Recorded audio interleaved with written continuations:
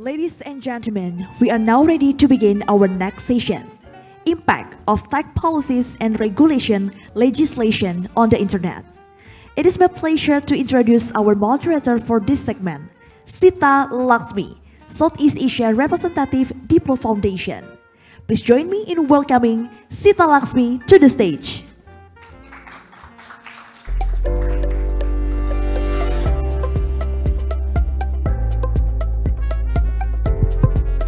Good morning, everybody, offline and online.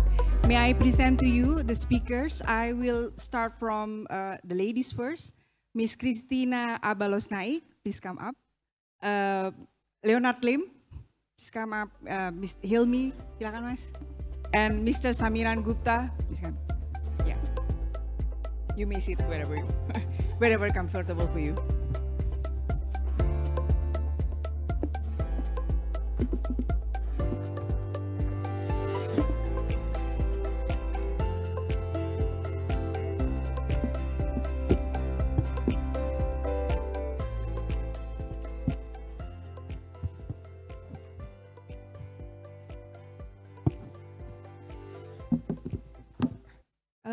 Thank you. First of all, thank you very much for ICANN, Asia Pacific, to invite me to moderate this distinguished panel. It's such an honor for me.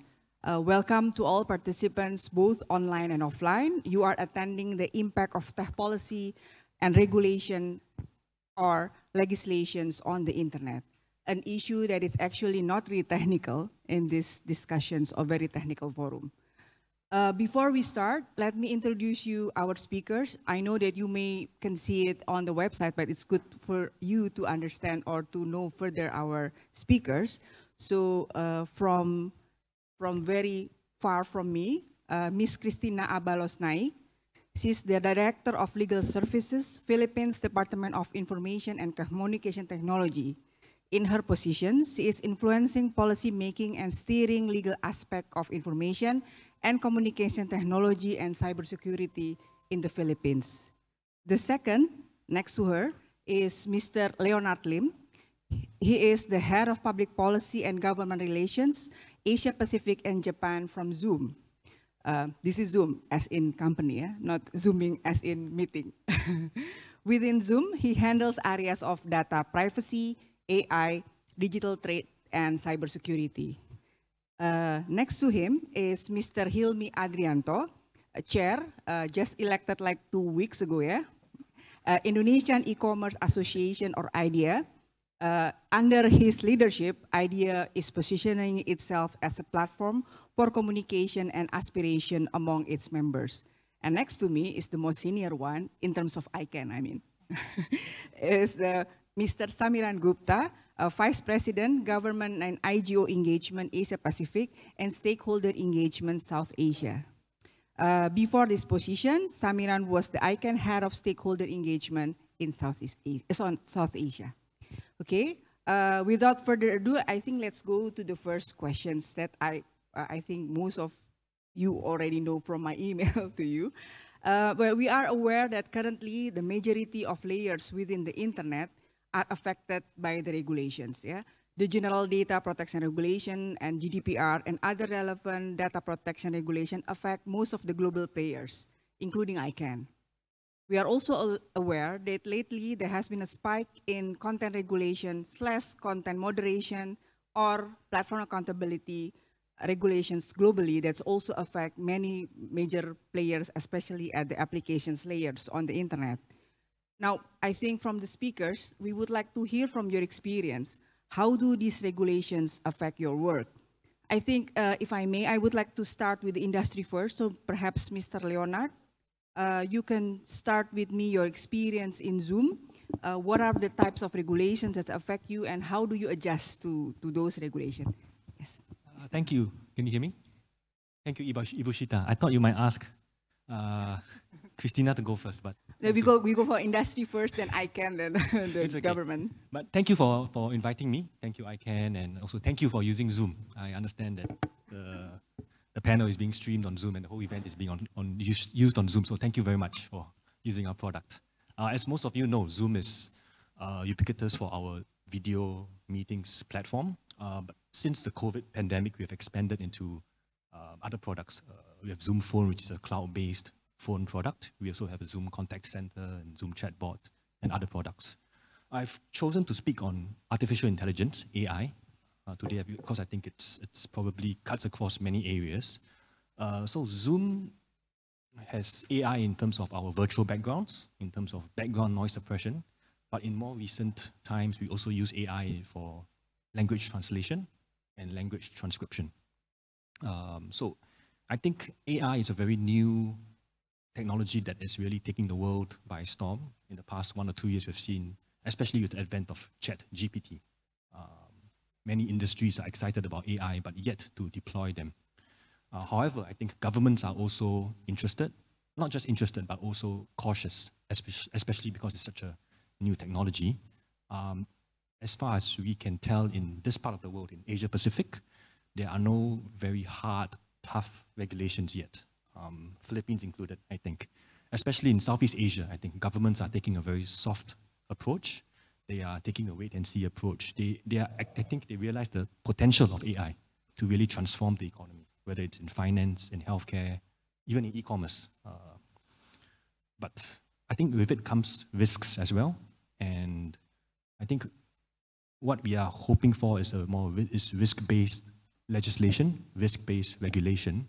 As industry, I think we recognize that it cannot be a cowboy town. It cannot be a free-for-all when it comes to new technologies. Consumers have to be protected. But we also hope that regulators do not overreach and do not overextend themselves and impede innovation too much. I'll stop there. May I ask further, Leonard? You mentioned about the need to have freeze regulations. Why is that? Why is that more appropriate for a company like Zoom?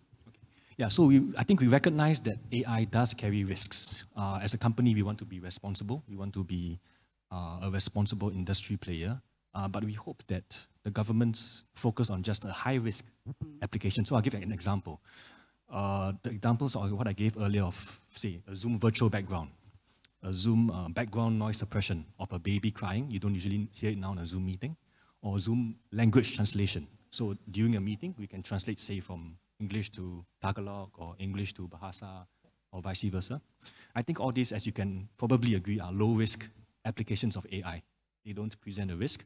However, there's high-risk applications, for example, in the military, or deepfake videos of, say, politicians, especially entering into elections. They could sway public opinion. I think these do carry some risks to the public, and I think that's where regulators have to come in. Thank you very much, Leonard. I think I would like to go to Mas Hilmi first, from the industry side, because IDEA has more than 200 members, yeah, Mas, the small e-commerce in Indonesia, and you may name some regulations in Indonesia that affecting your members, and how do you adjust to those regulations? Okay, thank you, Bu Shita. Thank you, Aiken, for inviting me as one of the speakers here. It's such an honor. Maybe I will just present just a bit of deck to give an overview about how the industry, how the regulation as well to impacting to our industry. So maybe I will start with. Okay, now in terms of landscape of digital economy now in Indonesia, we have a growing numbers of GMV. So in 2023, we have $82 billion, which is such a good number compared to 10 years ago. And then it is projected in 2030, we will have more than $200 billion GMV in Indonesia, with e-commerce as the main driver. As we can see in 2023, the GMV in Indonesia, 75% comes from the e-commerce, which is $62 billion, and following by transport and food, online travel, and online media. So this is some regulatory landscape in Indonesia e-commerce. So if you can see, there are several set of regulations that has been established in Indonesia. Ranging from electronic transaction and trade until the artificial intelligence. However, these set of regulation is still imperfect, needs to be developed more and more. But from what we can see now, from e-commerce point of view, we see like the regulations for digital transaction is more established or more mature compared to others. Like for cybersecurity, personal data protections, or maybe AI, there's still a lot of room for improvement and a lot of room to grow as well. So if we can see the Indonesian e-commerce landscape here in the electronic transactions, we can see from the law 2008, we already set up, in Indonesia, we already set up derivative regulations, like the government regulations, Ministry of Trade. Meanwhile, for data protection, is only stipulated on the law. And then for the competition law as well, we now have the MOT regulations. But for AI, now we only have like a circular letter from ICT. So it's not, we still need to develop more regulations to understand better about and implement better of the AI usage. Now, the challenges is quite a lot as well. So start from the regulatory challenges. From the each ministry, sometimes there are some overlapping jurisdictions. There are some overlapping regulations that needs a better coordination between each ministry. So we need to have a better coordination so we can get, as an industry, we can have a better guidelines. And then for the technology infrastructure as well, in Indonesia, the digital economies only grow in urban areas. We still have a lot of room for technology infrastructure to come to rural area. Therefore, sometimes if we can see the growth for GMV, it's still only captured for the urban areas only. As well as the digital talent, because we're still lacking of the digital talent. There are some initiatives that have already been done by the government, by the private industry, but still not enough. And I think these challenges needs to be improved by all relevant parties in terms of government, associations, academicians, and industry as well. So maybe I'll stop there. Thank you. I would go to Ibu, sorry, Ibu is Indonesian for Madam, yeah, Ibu Christina. As a regulator, yeah, you heard from Leonard and Hilmi on the challenges that they face because of the regulation change or the development of technology, and how do you balance that in the Philippines, and how do you navigate through those issues? Yeah, first of all, I would like to thank ICANN for inviting me to take part in this event, and of course our sponsor or our host, Pandi, and the Indonesian government. Yeah, to address the question, I do acknowledge that there are overlapping regulations, overlapping policies, overlapping laws. It's the same with our country. What we do is we try to harmonize all the laws. It can be done either through an amendment of the law or a repeal of the law, or through the issuance of an implementing rules or regulations. I actually have a prepared statement to address your first question. Yeah, so the Philippines we have a lot of laws specific to internet and ICT, specific to ICT, but I'm going to focus only on the mandate of my department, the Department of ICT. So we were created by virtue of Republic Act number 10844, which gave us the function to be the primary policy-making body in the field of ICT. And one of the policies that we issued is a National Cybersecurity Plan. So as pursuant to that plan, we created the National Computer Emergency Response Team, and we established mechanisms for reporting mechanisms for incidents and breaches. And then just this year, we launched the second iteration of that plan, the National Cybersecurity Plan 2023 to 2028. So it aimed to improve and to pick up on what we learned from the previous plan. The Cybersecurity Plan 2023 to 2028 was a product of multi-stakeholder consultations. As I said, we picked up on what we learned. So there was an assessment that was made, the concerns of the various industries, the consumers, and the general public was taken into consideration into crafting of that plan. So to close my statement, in addressing the concerns of the industries, the non-governmental organizations, the civil society, and the general public, the government, or our task as the government, is we take everything into consideration. We hear, we listen to what our stakeholders say, and we try to address it slowly, because we cannot rush. You cannot rush the creation and the drafting of laws and regulations. Otherwise, it will just be, it might bring a more harm than addressing the problem. Thank you, Ms. Christina. Now I go to Samiran. From your point of view, from ICANN's point of view, because I believe that you have spoke to the both sectors, the technical communities, IGO or government. How do you see, what is the key takeaways from these, pressing points? Right.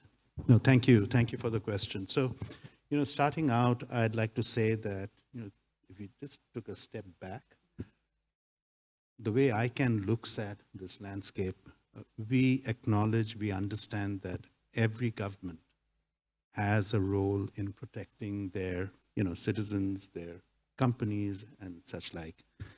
And regulators, that's what they do, so we accept that. And the second thing is we obviously encourage and we like to see a multi-stakeholder approach to this process of, rule-making or law-making. And the third point is, of course, where appropriate, where we can contribute, is to provide a neutral, fact-based information on the aspects that ICANN is kind of engaged in. So that's the names and numbers and what kind of fragmentation that might be. Now, that's like, just looking at it from a slightly higher elevation. Now, when we come down to actually what might be fragmented, there are broadly, and this is always work in progress because technology keeps changing, but there are broadly three areas of fragmentation, right?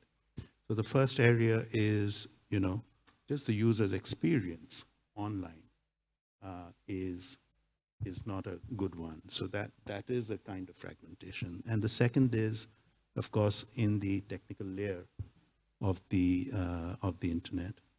And the third would be anything related to a regulatory overreach. And it could, when I say overreach, I need to be cautious in adding that this might be an unintended consequence of regulation. So broadly, those are the three areas, and stepping back, what ICANN looks at all regulations, across the world. May I go from your from your statement, Samiran, from those fragmentation in user, if you can answer, yeah, fragmentation in user, technical layer, and regulatory, which one is the most prominent? It really depends on which part of the world you're looking at. Okay. In some parts of the world, offering internet at differential speeds is perfectly okay. Whereas in other parts of the world, because of a certain, let us say the GDPR, for example, ended up making it difficult for law enforcement agencies to access, who is information. Unintended consequence, right? So, for all of these, there would be different kinds of examples. So it's very dynamic then? It's very dynamic. Okay. So we have discussed the current challenge, yeah. So I would like to go further more into what is the future would be with the growth of technology, with the growth of AI. Now I would like to speak in the reverse way. So I would like to ask Ms. Christina first to tell us what you think the future would be for the internet and what are the key areas of regulations that we need to be aware of. All right. As Leonard mentioned earlier, there's much interest in AI nowadays, not only in the Philippines, but in other parts of the world. There's also an interest in tax legislations, taxing digital transactions, taxing online businesses. But all I can say is, as we consider crafting laws or policies towards emerging technologies and other innovative solutions. I'll just read my notes. So there should be collaborative efforts between policymakers, industry leaders, and civil society. It's crucial in navigating these complexities and shaping a digital landscape that is both innovative and ethically sound. So policymakers and legislators should keep in mind that well-designed regulations can promote growth and stability, while hastily drafted or overly restrictive policies could stifle innovation and competitive diversity in these areas. So the crafting and revision of technology policies, regulations, and legislation, it remains a pivotal factor in shaping the digital landscape. So there should be a balance between fostering innovation and protecting citizens and securing national interests. Yeah, that is very difficult balance, yeah? The security, the national security, as well as the protection, the stability of the internet, also the freedom of the people. May I ask you, Samiran, from ICANN point of view, what do you think in the future? ICANN oftenly mention about fragmentations. Is there anything that we have to be aware of in the coming future? Right. So, if you look at all the regulations that are taking place, and there's a lot of regulatory activity taking place, I'll stick to the APAC region. Mm-hmm. There's a lot, and there's a good reason why there's a lot. There's a uptake of connectivity, technology, and all of that. I think it all goes back to the three areas of fragmentation. Mm-hmm. And if lawmakers and stakeholders can agree on what is the best optimal level of controls, and of course making sure that the internet continues to work. Mm. That needs to be at the cornerstone of policy making. Then whether it's AI, whether it's whatever else that might come, quantum, blockchain, whatever, all of that can follow, but we need to make sure that people have access to the internet. So the mechanisms, the values, right, has to be in place before we talk about the technical things. Yeah, Mas Hilmi, I think this is your questions. According to you, as a new elected chair of IDEA, what do you think would be the future challenge for e-commerce in Indonesia? Yeah, the challenges, as I mentioned previously, in e-commerce in Indonesia will still happen because of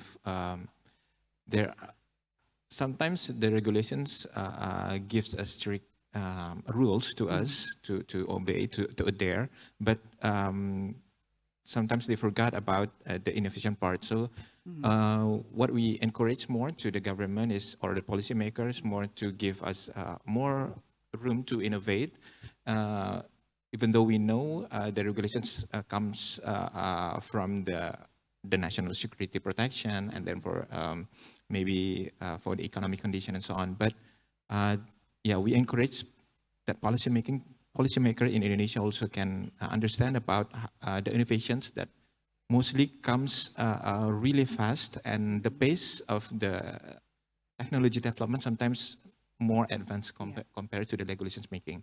So they need to see what kind of future that we can offer, and the regulations needs to understand that and give us the room to innovate.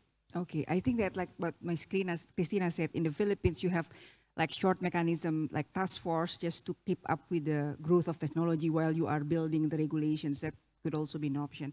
Leonard, you would like to speak on the futures of what do you think Zoom will face? I think I'll pick up on the point that I think every panelist has mentioned so far, which is fragmentation. I think that's from a company's point of view, I think that's one of the biggest risks we see going forward, including for AI. I think we want to be sensitive. I think for that each country has its, I think Sami mentioned, its prerogative, its jurisdiction to want to make sure that its citizens are protected from any harms from new technology. But also we hope that policymakers talk to each other. I think Christina mentioned earlier that she hopes for a multi-stakeholder approach between companies, civil society, and governments. But I think also the more important conversation is that governments themselves must talk to each other and make sure that they harmonize their regulations as much as possible. I think at the G7 level, the OECD level, they are talking about AI harmonization, even within Southeast Asia, at the ASEAN, Association of Southeast Asian Nations level. So we do hope eventually that there will be as much harmonization as possible and as little fragmentation as possible. I think Leonard is also just highlight what Samiran was mentioning about the process as well as the content, the AI harmonizations, but also the process on the country's level. Everybody mentioned about multi-stakeholder. I think Ms. Christina mentioned about the multi-stakeholder. Now you can answer it whatever you want. I mean, from which sequence. From your experience, what is the ups and downs of multi-stakeholders? Because multi-stakeholders is the key for internet to keep working, at least that's what Sally was mentioning and also Samiran was mentioning. In your experience in the policy-making processes, why multi-stakeholder is important? That's the first question. And then the second is, what is the ups and downs of the multi-stakeholder processes? I think we can start with who? Yes, Ms. Christina. Okay, I'll start. I'm sorry, I forgot. What's the first question? The first question is why multi-stakeholder is important. The second one is the ups and downs. Okay, as to why multi-stakeholder, in our experience, the more you involve the different stakeholders, they get to own the resulting law or regulation. And once they have that ownership, that accountability, they become more involved in its implementation. Okay. So it's easier. In the past, there were experiences wherein just in crafting laws, it's just the government, right? And there were a lot of protests and all that stuff. But now it's already enshrined in our constitution that the citizens or the general public must be consulted in the policy making. So the government agencies are mandated to do the consultations, which is actually very effective. Like for us in our department, when we craft our policies and our plans, national ICT plans, we go to the grassroots because we want to know what's the problem, what are the difficulties, what are the challenges. Because if you look at it from our perspective from the government, we just see very limited. We have very limited information, and we really don't. We think that what we're doing is right, but when it comes down to implementation, it's not. It does not address the problem. So that's why personally think that multi-stakeholder approach works because you can hear the voices, you can hear the inputs down to the common people, the grassroots, and then the industry. And also we have interagency collaborations, like what Leonard said. We do talk to our other national government agencies. We hear we hear their thoughts as well, especially since a law or a regulation is not just focused on one topic. It's usually cross-cutting. So it's very important that we consider the thoughts of other policy-making bodies. And then as to the second question, the ups and downs of a multi-stakeholder approach, sometimes it takes longer because everybody wants to be heard, right? So as much as possible as the lead agency in the crafting of a policy, you try to invite everyone, right? But I don't know, for some reason, sometimes they fail to attend or they fail to see the invitation. So, and then you release the policy, and then there will be comments like they were not invited. I think that's the only downside of a multi-stakeholder approach, that everybody wants to be heard, but realistically, that's not possible, because they have reasons for not coming. Thank you. Maybe Leonard? The importance of multi-stakeholder Yes, approaches. why is it important? And perhaps what it has, the incentive for you as a Zoom? Yeah, I think no one has a monopoly on wisdom, especially when it comes to the internet and technology. And I think involving stakeholders from across the board, the civil society, organizations like ICANN, companies, I think it's very important because, including for things like AI, all the innovation is happening outside in the private sector, in the universities, in the research institutes.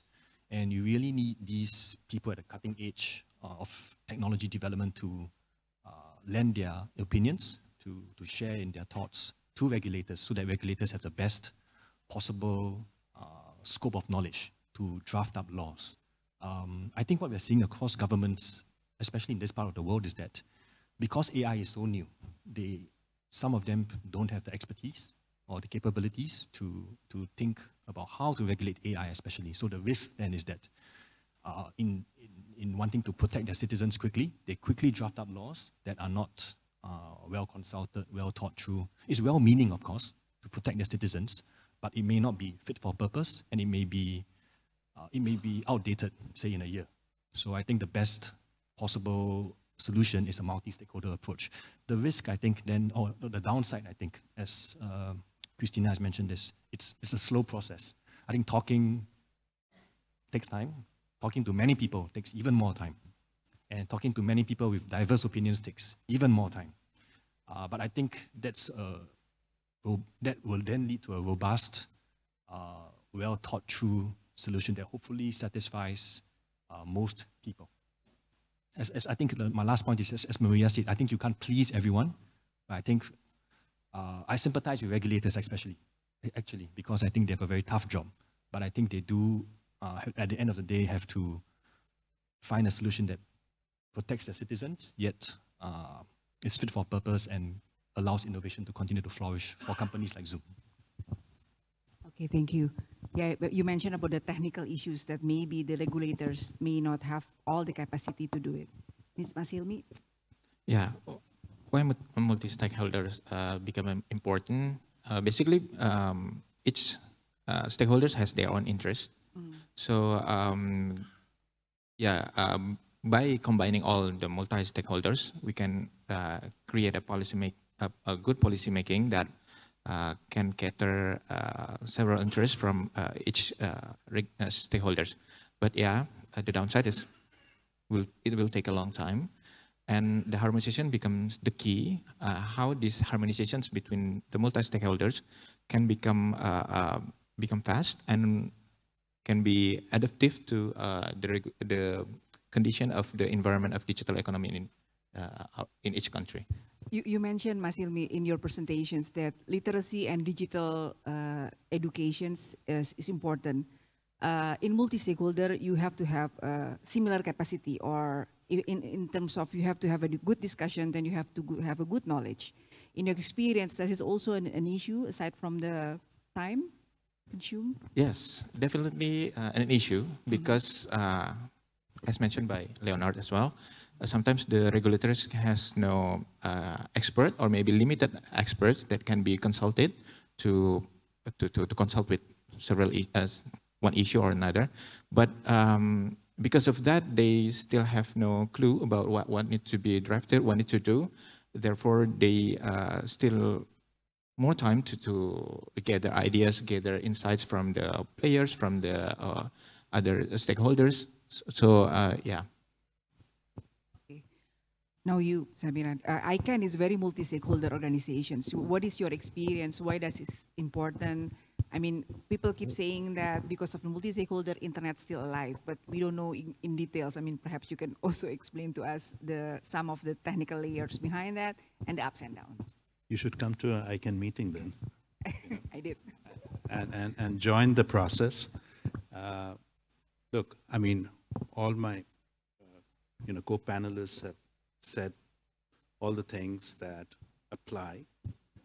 I'm just going to add one more aspect. When you get into a conversation, when you get into a multi-stakeholder conversation, I think the problem definition, what is it that you're trying to solve for?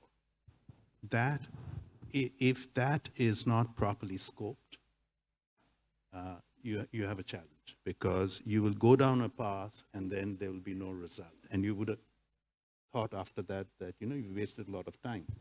So, and that, in a lot of cases, that's what, as ICANN staff, we help our community to kind of come to that table, understanding fully well what is it that is the problem which needs to be solved.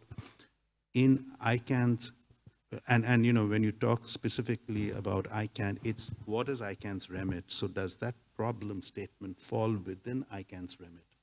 And therefore, how do you solve it? And yes, there is some capacity building required, to make sure that those who are participating are fully equipped to, kind of contribute to the process. So it's a lot of give and take. And yes, sometimes building consensus could take time, but the kind of the elephant in the room is really defining what is it that you are looking to solve for. Okay, scoping is important then. That's right. Scoping the problems of scoping the challenge.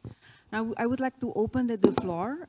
Is there any questions from the participants? I saw 1, 2 there. Yes, can I have help from the committee? Yeah. A woman in black, please. Kindly introduce your name and which panelist. Sure. Good morning. Thank you for the moderator and speakers for such a wonderful session. My name is Carissa, and I'm especially glad to see the diversity of the country background because I'm hoping to hear different responses for my question. So Mr. Lim mentioned earlier that Southeast Asia mostly have soft law approach when it comes to AI regulation. However, we see that it is often the case that private entities would push back on tech regulations that are deemed too intricate, like what we saw during the drafting of DORA and GDPR in the EU, and in March this year in India regarding the AI diktat that demands explicit approval from the government prior to the product launch that is related to AI. So my question is, I'm curious to hear from our esteemed speakers here, where should the APAC government draw the fine line when it comes to AI regulation? What would be deemed too invasive, and do you think we can keep working with the soft law approach in the APAC region? Thank you. Thank you. I think we can answer that question first and then go to the second question. Yeah? Who wants to answer? Perhaps Leonard for the AI governance and harmonization? Sure. Since I started this, I should address it, and then I'll let my co-panelists respond as well. I think, as I said earlier, thank you for the question. I think it's an important one. I can't speak for other companies, but for Zoom, like I said, we do acknowledge the need for regulation, I think. It would be irresponsible of us as a company to say, hey, AI can be a cowboy town, everyone can just go and develop AI however they want, and safety and responsibility shouldn't be an issue. So, but like I said, I think governments should focus on the highest risk use cases. I'll give an example. Apart from the military, I think there is a risk when AI is used to decide a person's eligibility, for example, for housing, for insurance, for healthcare eligibility, employment. So when there is material impact, I think, on a person's life, you know what I mean, right? I think that there needs to be some sort of regulation. As to what type of regulation, I think we're seeing now a trend towards risk-based assessments. So for companies that are deploying products with that have this high risk, they should then have internal assessments of whether they have considered various risks. Is the data representative? So I think that's the direction of travel, risk-based assessments. The second thing I think that is going to happen is, or I hope will happen, is that governments acknowledge that there are different actors in the AI ecosystem. I'll give a quick example.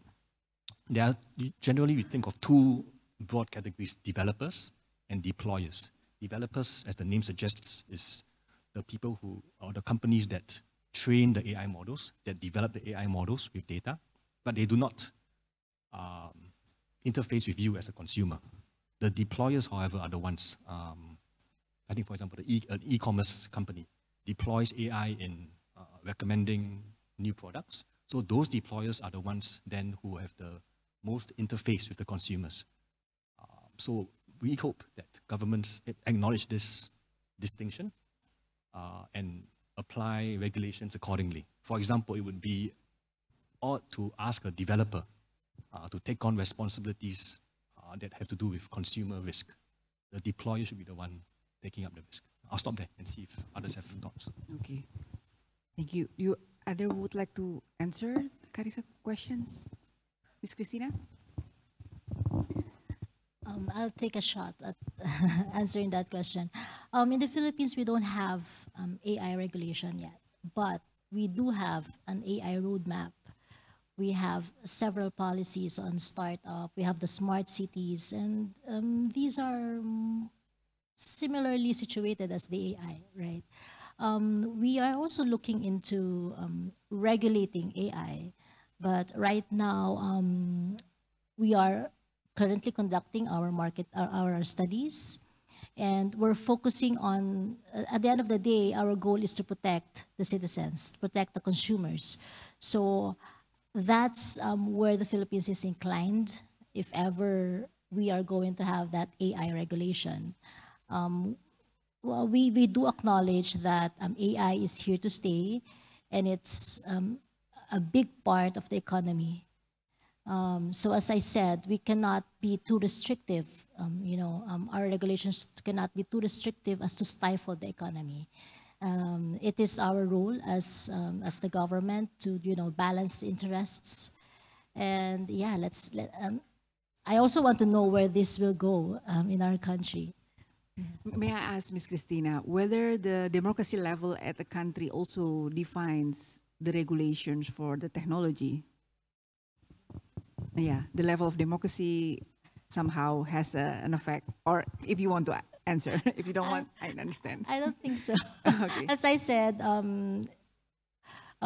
it is enshrined in our constitution that everybody should be heard, okay, right? So in the policy-making process, as a democratic country, the people has a say. They can, make valuable inputs in whatever laws we make. Mas Hilmi would like to answer? Yeah, for the lawmaking of AI, in Indonesia, we still only have like a circular letter of from ICT that only give that like a ethics of AI, but still no AI regulations that has a strong restriction or maybe governance. But yeah, in this case, for players in Indonesia, from the e-commerce point of view, we think that this is a good foundation for us, so it can give a good guidelines for us, but it still has a lack of potential risk, protecting from the potential risk, because it has no restriction for maybe what kind of obligations that we need to do as a player, or what kind of sanction of administration, things like that. But as long as we follow that kind of guidelines, hopefully we will play safe. But of course, we need more AI guidance in Indonesia. But we also influence the policymaker in Indonesia to understand the high risk, the negative impact of AI, but also boost the positive impact of AI as well. So it needs to be balanced.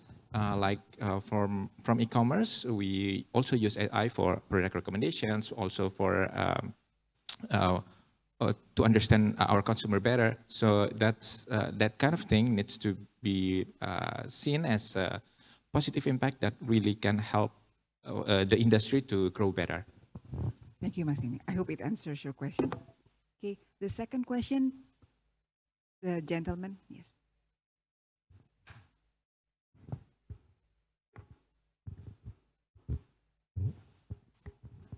Thank you very much. I'm Muhammad Ibrahim from Somalia. First, a comment. The issue you're discussing is interesting, and I want to thank you all. You inspired us a lot this morning. So my comment is, first of all, there is a well-understood issue globally where governments are always too slow to regulate. Parliaments are too slow to regulate what happens in the technology industry. So that's not really your fault or any country's fault. That's the way governments work. So that's my general comment. But the second comment is, but by the way, don't also think that it's going to continue, because governments are also becoming active, and hopefully they will legislate faster and they will catch up with the technology. My question is specifically on Zoom, as an example, but it's really wider and it applies to all of you. For example, we all use Zoom, and we've been using for a while, especially during the COVID and what have you. And I always wonder, if you read the terms and conditions and everything, you will be told that everything is fine, everything is safe, privacy is guaranteed, what have you. But my question is it really so? Is it really true that privacy is guaranteed? And I will just mention a couple of examples. For example, when you use Zoom, it's recorded in your cloud. So everything goes to cloud, and we trust you. We say, okay, well, fine, it's a corporate citizen and everything will be good. But do I really have the guarantee that that data is not going somewhere else? When I'm in Somalia and I use Zoom, do I know how many people downloaded that recording? Do I see a sign that says this came from Zoom, or this recording was done in Somalia, this was a government, this was a private, this was a university? I don't see any of those. So I feel worried that you might be contributing to, I shouldn't go that far, but the abuse of data or the lack of privacy. But that's just an example, but the same applies to many of you. Now, the other issue about AI regulation, well, good luck to you, because I traveled around the world, the US, and I just came back from Australia. Everyone is trying the same thing, but the advantage we have in the Asia Pacific now, specifically Indonesia and Malaysia and other countries, where, and I like the young lady, your comment, I'm very happy that you mentioned we all live in a democratic societies and we have a say. I hope so. I hope we have a say. That it's not guaranteed anymore, especially what we know is happening around the world. But the advantage you have, and I will be really frank about this, is with our guided democracies in the Asia Pacific, especially in Indonesia, Malaysia, and Singapore and elsewhere, you can influence. You can tell Zoom or Facebook or the Akamais and Googles and what have you, we don't want this to happen, full stop. And I would have liked to see the minister yesterday coming to meetings like this and listening to some of these good ideas you're saying, instead of delegating or whatever. I'll stop here, and I'm sorry if I sound agitated, because I am. Thank you. Thank you very much. Mr. Hammam, is it Mr. Hammam? Muhammad, yeah. Muhammad, sorry. Yeah. Okay, sorry. I think, Leonard, if you would like to answer that. First, thank you very much, Mr. Mohammed. You sound like a very avid user of Zoom all around the world, so thank you so much for using our product. I'll address a few of your points on data privacy, I think. So we are a US headquartered company listed on the NASDAQ. Every statement we make has to be, it is our promise to our users, especially for data privacy. If not, we run the risk of a lot of trouble in the US with the SEC. I'll give an example, especially in AI. So last year we made a very major decision not to collect customer data to train AI models. our in-house AI models. So Zoom uses in-house AI models as well as open source or open AI. Anthropic is called a federated approach, so we use several models. But our commitment to our customers is enshrined in our privacy statement that we do not collect customer data during the meeting. So whether it's voice, audio, chat, we do not use any of those. Actually, we just use our employee data. So my internal chats, my internal Zoom meetings are being recorded and used to train our AI models. That's number one. Number two, I think you made a point about the democratic processes in a country and how that plays out. I think the US actually is a very democratic country, for those of you who know. And we are a US headquartered company. We were founded there. We actually face a lot of vocal, I wouldn't say opposition, but a lot of feedback from civil society in the US, from tech associations in the US about how we can do better, whether it's privacy, online safety, cybersecurity, and we take a lot of that into account as we develop our products. I hope I've addressed most of your concerns. I hope that satisfies you, Mr. Muhammad.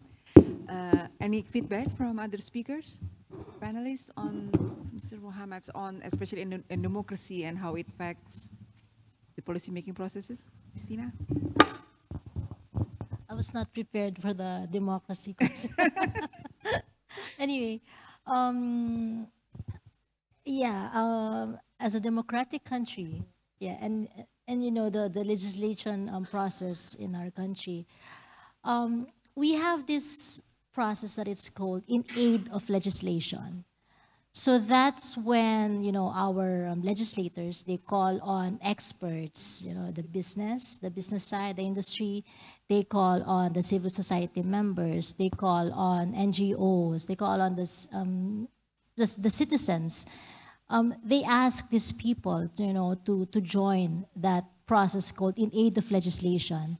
So that way they can hear the voices of, well, they try to hear the voices of as much as possible everyone. So I think for us, I can only speak for my country and the processes, the legislative process in my country. We do listen to what the people are saying. There's also a process wherein, of course, we don't know everything, right? The government doesn't know everything, and this, the citizens can, call the attention of the government. They can propose laws. They can go to, like, for example, in my department, they can propose a bill or a policy to our department, and if it's really within our mandate, we will, we can pursue the suggestion or the submitted policy. So that's how it is in the democratic process in our country. So, yeah. Yeah, I also remember in the Philippines, the bottom-up budgeting, it's also very much efficient and effective bottom-up budgeting at the local level to make budget for your own village, which is very, very good, actually, very democratic processes, I might say. We don't follow that anymore. We have the zero-based budgeting now. Oh, okay. But we still hear the proposals still come from the bottom. Yeah. Thank you. Hilmi would like to answer. Okay, maybe I will add some things about that. So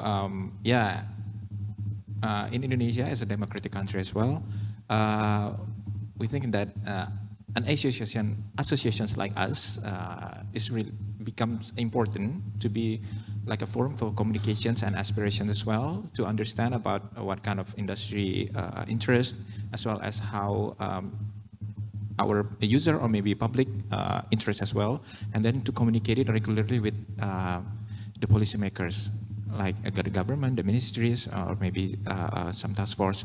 So the existence of associations becomes important, so we can understand better about how to create a fair treatment for all. So it's not like getting side to only one party and benefiting only one party as well. Only. Thank you, Mas Hilmi. We are 1 minute left, but I would like to open one more question if the audience have one. Okay, if not, then I would like the speakers to have like one final say about this topic and how to go forward with this. I go with you first, Samiran. Thank you so much. And I'm going to end with where I started. 3 basic points, which is, we understand that governments have a role and a duty to protect their citizens. This lawmaking process should be in a multi-stakeholder model, and where necessary and required, ICANN will provide, fact-based, neutral information on technology, which is, in the areas that we are associated with. So keeping this in mind, I know it's a very narrow, but it's also a very deep remit. And so I'm hopeful that, occasions such as this, where we are meeting so many people who've come to this event, we can kind of evolve these multi-stakeholder processes. They're already in practice, but strengthen them further. Thank you. Thank you. Okay. For me, tech policies or regulation is really important for us as a tech players, one of the tech players, e-commerce, because it gives us clear guidelines. It gives us good governance as well. But we also encourage more to the policymakers that we need to get a room for innovations. So then we need to give us that kind of space. So that kind of regulations need to be harmonized and communicated well with association like us. I think I mentioned earlier about I think we acknowledge the need for legislation that is properly scoped, well consulted and fit for purpose and innovation friendly. But I'll just go to what we as a company, Zoom, aims to do as well. I think we aim to build trust with our users. I think as with all tech companies, as Mr. Muhammad I think rightly pointed out, as users, there is maybe a lack of trust of some tech companies. We see that it is important to build trust, especially with a new topic, a new issue like AI. And moving forward, I think there's a role for both regulators to build the right legislation, as well as for companies to build trust with their users so that people are comfortable to use technology, knowing that also there are regulations to protect them.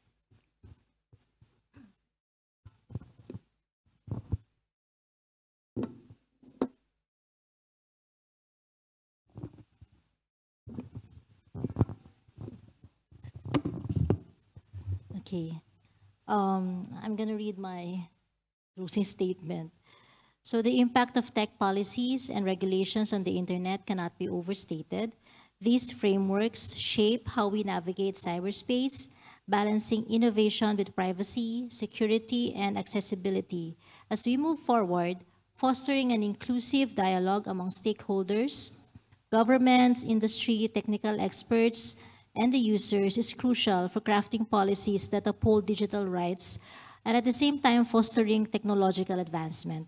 With all the stakeholders working together, we can ensure that the internet remains a force of empowerment, knowledge, and global connectivity. Thank you very much. Well, for me, as a moderator, I think what I learned from these conversations is balancing is a challenge, yeah? Balancing between innovation, stability, and security. And I think the process is important. The content also important, that the process, how to go with that, how to be scoping the definitions of the problems, the multi-stakeholder point of view, the inclusive dialogue is also very important. I think that's maybe wrap up for these sessions. I would like us to give a big applause for our panelists here.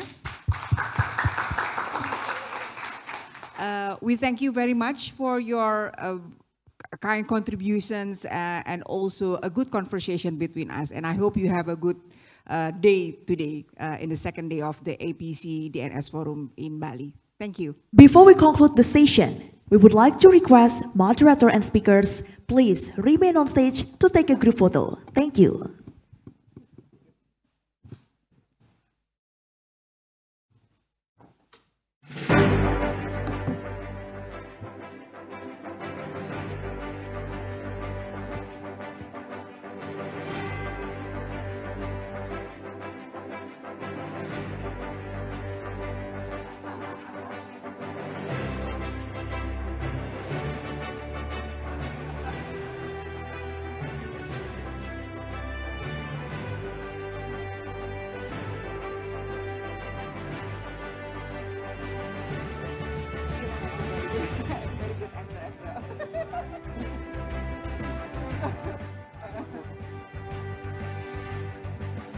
Ladies and gentlemen, we are about to take a short tea break. Please be back in 15 minutes. Enjoy your tea break. Thank you. Ladies and gentlemen, we are about to take a short tea break. Please be back in 15 minutes. Enjoy your tea break. Thank you.